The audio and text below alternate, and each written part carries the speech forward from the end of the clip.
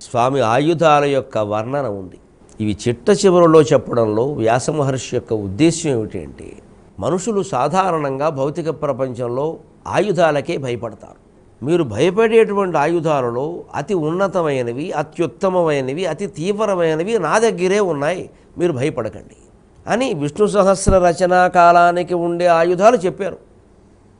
మనకు కావాలంటే తుపాకీ, బాంబు ఇప్పుడు చేర్చుకోవచ్చు, ప్రమాదం ఏం లేదు, అది పెద్ద సమస్య కాదు. చక్రం పవిత్రం, కత్తి పవిత్రం, తుపాకీ అపవిత్రం అన్నది కాలాన్ని బట్టి కనిపెడతారు. చక్రం కనిపెట్టిన రోజుల్లోనూ ఆ బుద్ధికి ప్రేరణ భగవంతుడే, తుపాకీ కనిపెట్టిన రోజుల్లోనూ ఆ బుద్ధికి ప్రేరణ భగవంతుడే. ఇక్కడే మనం ఆధునికత ప్రాచీనత విషయంలో విభేదాలు పడుతూ ఉంటాం. సాధారణంగా ప్రాచీనమైనవన్నీ పవిత్రం, ఆధునికమైనవి అపవిత్రం. నూనె దీపం ఎంత పవిత్రమో విద్యుత్ దీపం అంత పవిత్రం, నాకేం మొహమాటం లేదు చెప్పడానికి. కాకపోతే తేడా ఏమిటంటే, నూనె దీపంతో ఇంకో దీపాన్ని వెలిగించవచ్చు, విద్యుత్ దీపంతో ఇంకో దీపాన్ని వెలిగించలేవు, మనకు షాక్ కొడుతుంది, అంతే తేడా.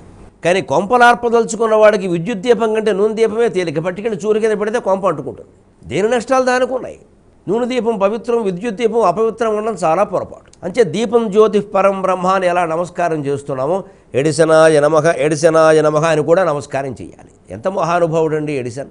కోప పేలిపోయిందండి ఆయనకి కనిపెడుతుంటే. రైల్లో కూర్చుని ఏదో ప్రయోగం చేస్తుంటే గింటి పారేశారు రైల్లోంచి. పట్టాల మీద పడ్డాడు మహానుభావుడు. శాస్త్రజ్ఞుల జీవిత చరిత్రలు చదివితే కడుపు తరుక్కుపోతుంది. అందుకే మ్యాథ్స్, ఫిజిక్స్, కెమిస్ట్రీ చెప్పే ఉపాధ్యాయులు, బాటనీ, జువాలజీ చెప్పేవారికి నమస్కారం పెట్టి కోరుతున్నా. ఆ శాస్త్రజ్ఞుల జీవితాలు చెప్పండి, వాళ్ళు ఎంత కష్టపడ్డారో, ఎంత త్యాగం చేశారో చెప్పండి. పిల్లల్లో వారి పట్ల గౌరవం పెరుగుతుంది, మరింతమంది శాస్త్రవేత్తలు తయారవుతారు. ఈ దేశంలో సన్యాసులు తయారైనంతగా శాస్త్రవేత్తలు తయారవట్లా. శాస్త్రవేత్తలు తయారు కావాలి. వేదాంతం కూడా శాస్త్రం, వేదాంతం అనేది శాస్త్రం అండి.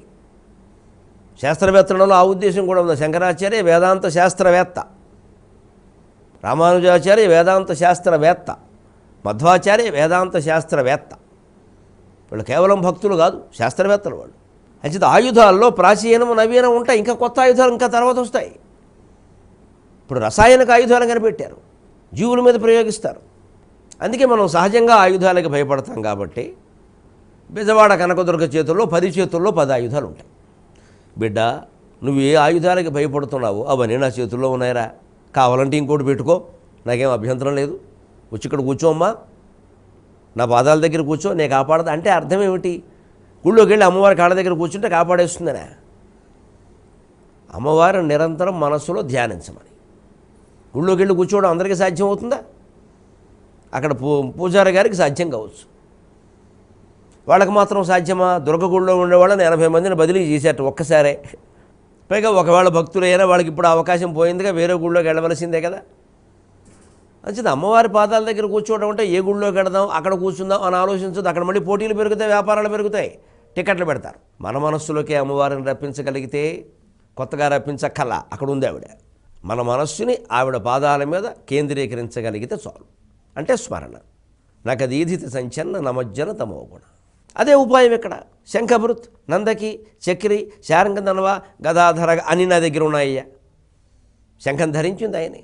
నందకి, నందకం అనే పేరు మీద ఖడ్గం ధరించింది ఆయనే. పాంచజన్యం పేరు మీద శంఖం ధరించింది ఆయనే. చక్రి, సుదర్శనం పేరు మీద చక్రం ధరించింది ఆయనే. శారంగధన్వ, శారంగరవం అనే పేరు మీద ధనుస్సు ధరించింది ఆయనే.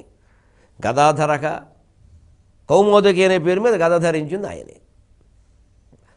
అందుకే శంకరాచార్య స్వామి వ్యాఖ్యానంలో చాలా చక్కగా వీటి భౌతికతకి మించినటువంటి ఆధ్యాత్మికతని చెప్పారు.